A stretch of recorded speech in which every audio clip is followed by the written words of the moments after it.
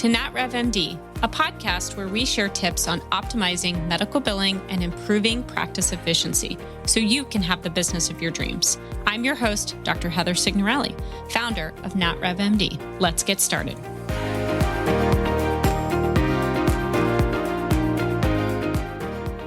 Hi, guys. Welcome back to another week of the NatRevMD podcast. So this week, we are going to talk and do a whole deep dive all about investigating low revenue in your practice. So basically, the question I sometimes get is, gosh, my revenue seems low. Is it real? Is there something wrong with billing? Is there something wrong with credentialing? Is there an issue? And do I need to be worried? And how do I evaluate if there is an issue? How do I fix something? So we are going to talk really about kind of each step we go through as an organization when something like this comes up, how we help practices pull the data, evaluate really every single kind of step of the process so that we can show you how to do that, where you can do that with your own practice, your billing team, or of course, reach out to us if you are a medium or large size practice and are needing help from a consulting perspective or from a billing perspective. Let's dive right in. I often get a question of, gosh, my bank account seems low this month. Is it real? Is there something going on? Obviously, we don't want anybody to panic. There should be a very systematic approach to finding a root cause or just having a gut check of the data and what's going on from a billing perspective, what's going on in the office in terms of collection, what's going on in your bank account. So we are going to walk through exactly how we did this recently with a client of ours that came asking about this question, and we were able to kind of go through and look at every single thing. First things first, you should be tracking and trending revenue, gross revenue. You always want to start with the trends, and it's even better if you have trends that are pulled over 13 months as an example so that you can see seasonality. So July is going to be different than January, maybe different than March, depending on your type of practice, what patients you see, and where you live. So seasonality, are people traveling? Are people off for the summer? Are people away for the holidays? Deductibles resetting in January. Revenue tracks or trends will change by seasonality for most practices. So obviously you're going to be wanting to track and trend gross revenue trends over that kind of 13-month period so you can look at seasonality. And then you're going to want to look at evaluating if you can see collections, not only by posted date, but also by service date. And so let me explain this for a minute. Collections by posted date means the money came in and I've posted it to my practice management software. Usually that should correlate to when you got paid, meaning if I got paid on a Friday, maybe it was posted on a Monday. And that's all fine and well, except when you have different months that cross over during that period of time. So money comes in March 30th, but it's not posted until April 1st. Could have some discrepancies between your bank account and when it was posted in the reports from a posted date, when you're tracking collections by posted date in your practice management software. And so important to kind of really understand that process within your billing team. We typically are within 1 to 2 business days of posting when the money hits the bank account. And we typically do a bank reconciliation to look back and say, I'm not going to post anything until I know that check hits the bank account. And that's really, really important to do. So you want to make sure that your team is doing that. And again, kind of back to our point here is you're going to be wanting to track and trend collections. So you want to look at collections. You want to look at that by posted date. You want to look at that by service date, because you may see 1,000 patients in June, but the payment for those aren't going to be coming until July or August. And I like to compare both of those and just make sure that they correlate, especially if your patient volume is fairly steady. You should be able to see those two things and make sure that there isn't an issue with a specific month. So for example, say you had somebody go out on maternity leave and cash flow dropped, but you can see that patient volume dropped. You can see that collections by service date dropped in that month where you had lower patient volume, and that's all going to make sense. Now, it is also important when you look at kind of tracks and trends of your gross revenue collections, that if you had a large amount of old accounts receivable that was paid in a specific month, that may bump up that month's collections much higher, but that's because that money actually belonged to maybe many months prior, because that was an old AR project that maybe a new billing company took on, or maybe you were doing some cleanup. And so that's why I kind of like looking at it by both posted date as well as service date, because then you can kind of even out any old AR cleanups that was done. If you're enjoying listening to the NatRevMD podcast, please subscribe wherever you're listening to our podcast. Leave us a review because those are the things that help us get in front of more physicians. Thanks so much. Another really useful thing is practice management softwares will sometimes have what's called a waterfall report, where you look by month of service, what is the percentage that was collected for that month of service. So you'll want to see greater than 90% of it collected since 2 months later. So if you see a whole bunch of patients in June and you're looking at that waterfall report in August, you'll want to see greater than 90% was collected from those June dates of service. And typically that greater than 90%, 2, 3, 4 months, but typically not any longer than that to get paid. Because again, that average days in AR should be around 35, 40, or even lower. So we're tracking and trending gross revenue. We're evaluating if there's any changes in patient volume or claims in a specific month. We're evaluating if there's any old AR projects that maybe would have inflated certain months of revenue. And then we're also looking at gross revenue by date of service so that you can track and trend, again, if there was that old AR project or something like that that kind of inflated one specific month, which would make maybe some other months look lower. So again, why does this matter? Really, really want to make sure that high revenue from those old dates of service don't inflate metrics. So again, really just kind of helps you even things out. So this is number 2. We're really going to want to make sure that you validate that posted revenue equals deposits. As I mentioned, I touched on this previously. You'll want to pull bank reports and actually trend the deposits in that month compared to what was posted. Typically, we're doing this daily, pulling your bank deposits and matching those to what is getting posted into the bank account. Those numbers shouldn't have any discrepancies. But it's nice to double check so you can pull your bank deposits, trend those deposit numbers by month, and kind of compare how do those numbers match against the practice management software. Again, they should correlate within 10 to 20%.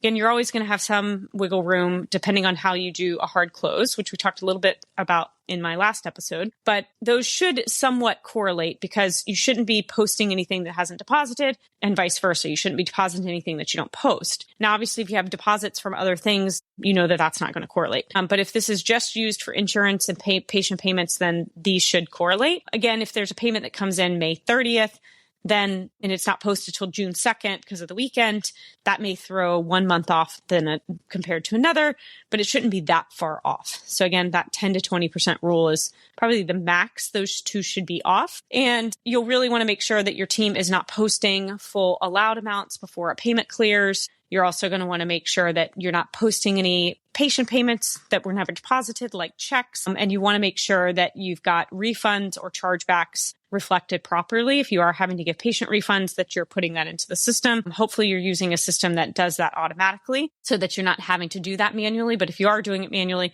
got to make sure that gap in communication is not there. Number 3, really want to make sure that you're comparing patient volume and from month to month, and then also making sure that there's no unsigned charts. So tracking and trending patient visits, making sure those correlate to claim volume, and pulling visit counts by each specific physician's great, and then compare those by seasonality. Again, you're comparing June to June or January to January. Really important to regularly check unsigned or unbilled charts. Typically, this is hard to mess up because it's in the EHR. It's there for you to be able to evaluate. I want to make sure that there's no notes stuck. There's no paper claims that are stuck in the clearinghouse. All of these things are kind of part of our process that we evaluate when we're just making sure that these things, if somebody comes to us asking us this question, this is all of the things that you check. We have certainly seen practices go down in revenue significantly because of unsigned charts. You guys know that that is a pet peeve of ours because we've got to get those signed so that you can manage eligibility issues if there are any, denial issues if they are, so that you don't get into close proximity of timely filing denials. Number 4, check accounts receivable and denials. Obviously, this is a no-brainer, but you're going to want to look at insurance accounts receivable, patient accounts receivable over 90 days. What do those numbers look like? What do those numbers track and trend? Are you measuring those every single month? That insurance AR over 90 days, we try and keep less than 15 to 20%. If not even lower, we have some practices as low as 5%. You're going to want to look at denials and rejections and make sure, obviously, that's going to be part of your accounts receivable. But if you do have a high accounts receivable, that's when you're then going and looking at denial trends, rejection trends, et cetera. Obviously, you're going to want to make sure that there are no adjustments that were made. So that could decrease, obviously, gross revenue if the team is adjusting things that they shouldn't be. We really only adjust things that are either the contractual amount or something that a practice allows us or gives us permission to. I know this is a lot of information, but really, really important, again, to really understand just what these things, what the process would be if you had this sort of question in your practice. Okay, it is volume, or it is seasonality, or it was an old AR project, and that's why revenue this month looks a little bit lower, or those months looked a little bit higher. Number 5, analyze payer mix, CPT mix, and reimbursement. Has your payer mix shifted? Do you have more Medicaid or Medicare patients? Are you seeing more United Healthcare? Maybe that's a poor payer. We also evaluate CPT mix. What is the percentage of new patients, level 4s, level 5s, procedures? Do you have fewer higher paying procedures and you're doing more office work? All of that really, really impacts your revenue. And depending on how big you are, can cause ebbs and flows. The other thing you're going to want to do is obviously compare reimbursement per CPT. Maybe pick your top 5 CPTs and look at reimbursement last year versus this year, right? We know Medicare went down a little bit, so we expect a small drop, a couple percent, especially if you have a high Medicare patient population. So important to understand payer mix. But your commercial payers really should not change much year over year unless you have a fee schedule that was changed by the payer, or you're renegotiating rates and hopefully getting those higher. So really want to make sure that that's evaluated. And another thing you can see happening is codes are bundled, or 2 CPTs that used to get 100% fee for service for each of them, maybe the second CPT code only gets 50%. And so want to make sure, okay, are you doing more procedures that are 2 procedures in the same day versus just 1 procedure per day? And therefore your average reimbursement goes down if that second procedure done the same day is only getting a 50% reimbursement. So really important to take a look at those things. Obviously, you can always do a coding audit to make sure that the documentation is supporting the level build.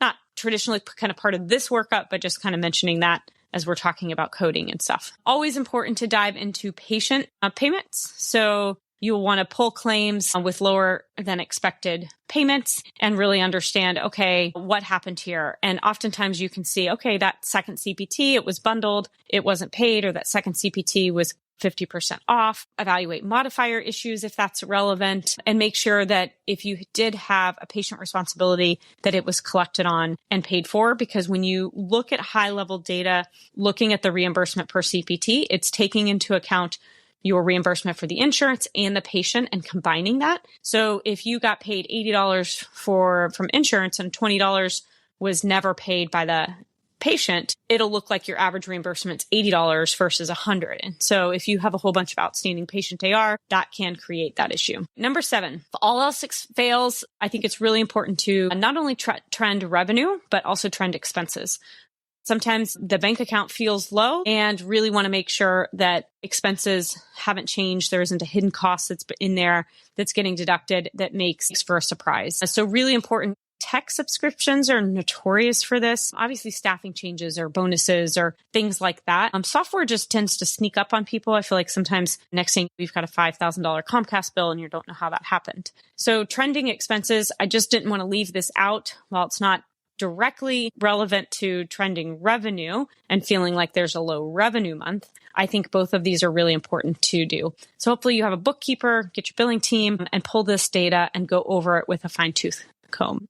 Last but not least, I love data. I love an Excel spreadsheet, love a good pivot. So when these things come up, I'm usually directly involved. But I would highly recommend, if you have these questions or if you've never done this exercise, it's a nice thing to do every once in a while. Obviously, some of these metrics you should be trending every month. Should not be an exercise, but just should be what you're doing. But some of this kind of deep dive of stuff I think is nice to do, especially haven't in a while. So again, let's kind of wrap up here. We're going to go through those 7 things again. Obviously, trending revenue, looking at it by posted date as well as date of service, really doing some reconciliation between posted payments and bank deposits. Hopefully that's on a regular schedule. Really looking at patient volume, ensuring your charts are completed, making sure that there's no dips in patient volume or there's no unsigned or unsent out claims. Obviously reviewing accounts receivable, denial trends. Number 5 was comparing payer mix, CPT mix, reimbursement rates by CPT, really investigating details by payer. Number 6, investigating those specific CPT and patient level discrepancies if you see them, right? So if you pull that average CPT mix, it's about the same, but your reimbursement per CPT looks a little low. Could that be patient AR that's not being paid? Could an insurance company not had underpaid? And that is one thing that we look at. We pull the EOBs, we compare it to the fee schedules. If there's anything that looks discrepant, we're calling the insurance company. Just remember that your fee schedule that they give you, you may have one fee schedule, but they may pay 10 or 20% lower for a different specific type of plan under Anthem or Aetna or whatever. So you just want to make sure that you're comparing apples to apples, and a call to the insurance company will help you decide that. And last but not least, if worse comes to worse and your bank account's feeling low and you've done all of these things and can't quite figure it out, obviously always look at your expenses. You never know if something's getting pulled out or subscription have increased, and that just makes the bank account look less. Kind of some of the most common reasons that we see dips in revenue are beginning of the year with deductibles resetting and trying to catch up on that patient AR. So that January through March always looks worse. And the other thing is having old accounts receivable bump up your revenue in certain months, which makes your revenue those months look higher, but your baseline is not as high. So that's why looking at that revenue by date of service is also very helpful. Meet with your team, take a look at what your data looks like. And again, we love doing these exercises, have done them for our practices when they just want to have more information. And again, if you're looking for a billing team, we are a full service medical billing team. We have coders and certified billers on staff. Gosh, I think we have over 70 staff members at this point. And we'd be happy to help you and your team if you are looking for a new billing team. Thanks so much. Check us out at natrevmd.com, natrevmd.com. Have a good one.